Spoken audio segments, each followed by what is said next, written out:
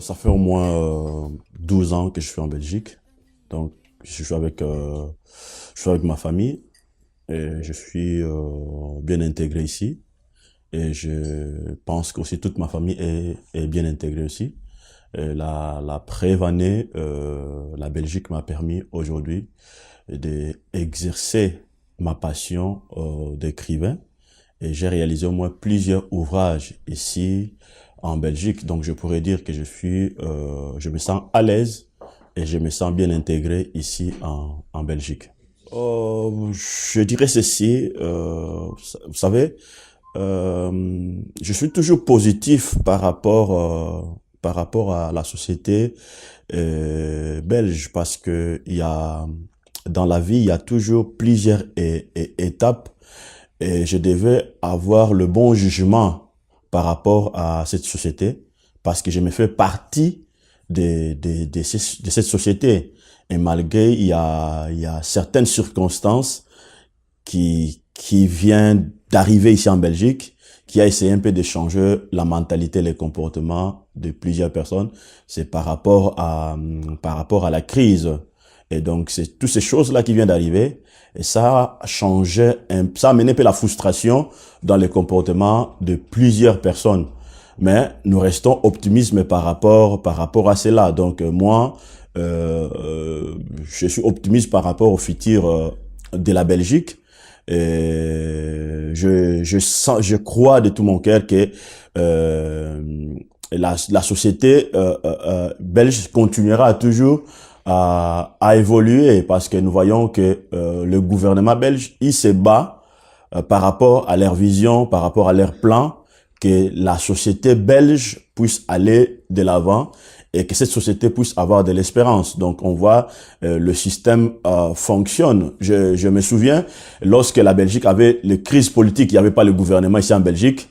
Même les Européens étaient étonnés de voir qu'il n'y avait pas le gouvernement, mais le système continuait à évoluer. Donc, je suis vraiment positif et je sens que cette société belge continuera quand même à évoluer parce que ils ont bien défini les choses. Donc moi je dirais que je sens que la société belge est pour moi est bonne quoi.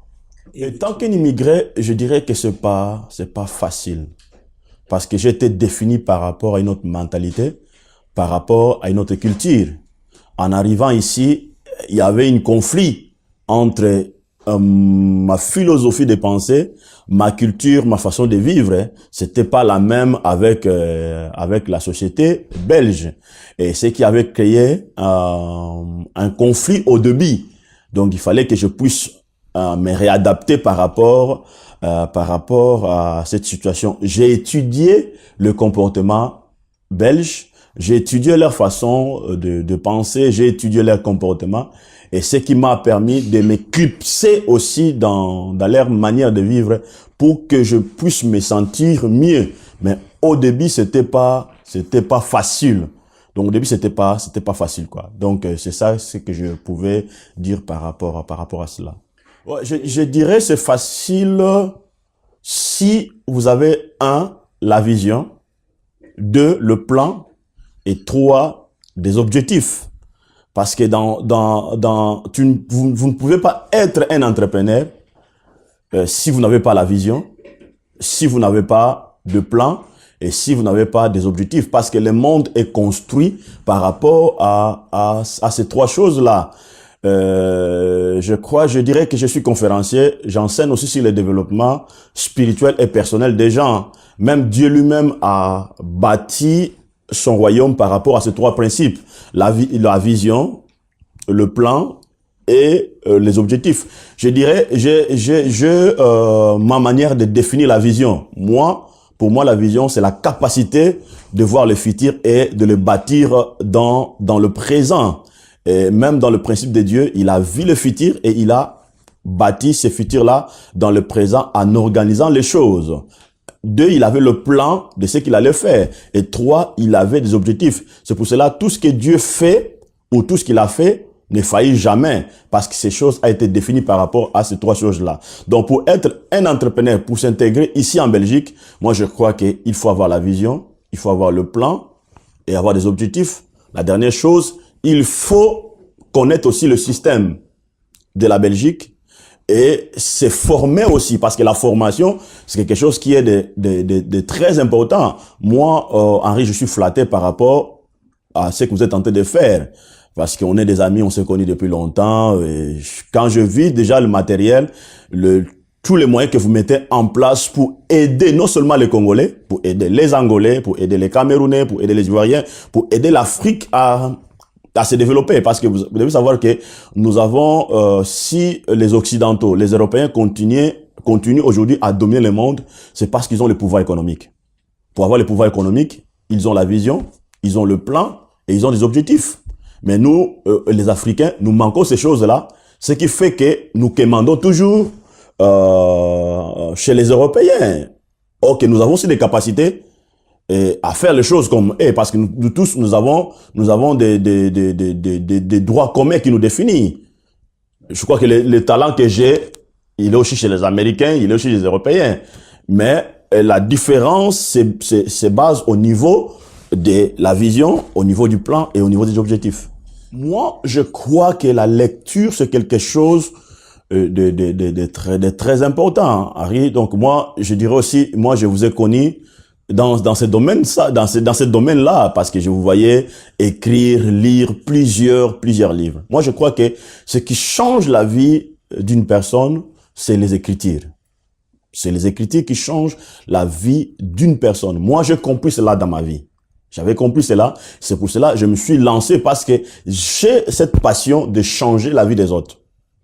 Pour changer la vie de ces personnes-là, il faut que je puisse utiliser mes idées, écrire mes idées, que ces idées-là arrivent dans la vie de ces gens-là pour que leur vie aussi change. Parce que quelqu'un, je crois, Michel Drucker, c'est un grand écrivain, il a dit, les idées bâtissent les immeubles, les idées construisent des voitures, les idées construisent des routes, les idées font plusieurs choses. Moi, je crois que je dois encourager surtout le peuple africain de se lancer dans la lecture. Donc, on dit que chez nous, on a un adage qui dit que si un vieillard meurt, il part avec sa bibliothèque. Moi, je suis contre avec cela. Donc, on doit quand même laisser l'héritage aux générations futures, à travers nos idées, à travers nos pensées, pour essayer de changer la vie d'une personne et la vie de plusieurs personnes. Moi, je crois que j'ai écrit plusieurs livres. J'ai essayé de incorporer ça dans le développement spirituel et dans le développement personnel. Parce que, comme je l'ai dit tout à l'heure, que la vie de l'homme est définie par rapport aux besoins. Par rapport aux besoins, l'homme a besoin de la sécurité sociale. Et de d'autre part aussi, l'homme a besoin de la sécurité spirituelle pour qu'on peut l'aider pour avancer. Donc, j'invite le peuple africain de s'attacher à la lecture. Parce que il y a quelqu'un qui a dit, la lecture transforme la vie de l'homme et ça lui permet de ne plus marcher comme avant, de ne plus vivre comme avant. Donc ça, c'est ma motivation. Donc j'encourage aussi les autres à se lancer dans la lecture et de suivre aussi le voie de ce qu'Henri vous êtes en train de faire et de ce que moi aussi je suis en train de faire dans le but seulement de changer la vie d'une personne. Parce que celui qui change la vie de personnes, il s'appauvrit pas. Il rend les autres riches et il se rend aussi riche. Parce que nous tous, nous avons des choses à donner. Donc moi, je donne aux gens la richesse à travers mes idées et à travers ce que j'expose. Alors, quels sont les héritages que nous devons laisser au peuple africain ou congolais ici en Europe? Parce que nous voyons, il y a des martyrs qui ont laissé l'héritage. Aujourd'hui, Obama, c'est un président issu de l'immigration africaine. On voit les Américains qui s'organisent. Il y a des généraux comme, j'ai oublié les noms des généraux qui a travaillé avec Bush, Colin Powell. Yeah. Donc, vous voyez, ce sont des choses que nous aussi, nous devons penser à cela. Demain, nous pouvons voir aussi des Colin Powell ici, en Europe, en Angleterre, en France, tout ça. Donc, j'encourage les communautés congolaises à se former, à s'intégrer pour le développement de l'Afrique. Merci beaucoup, Harry. Merci à vous.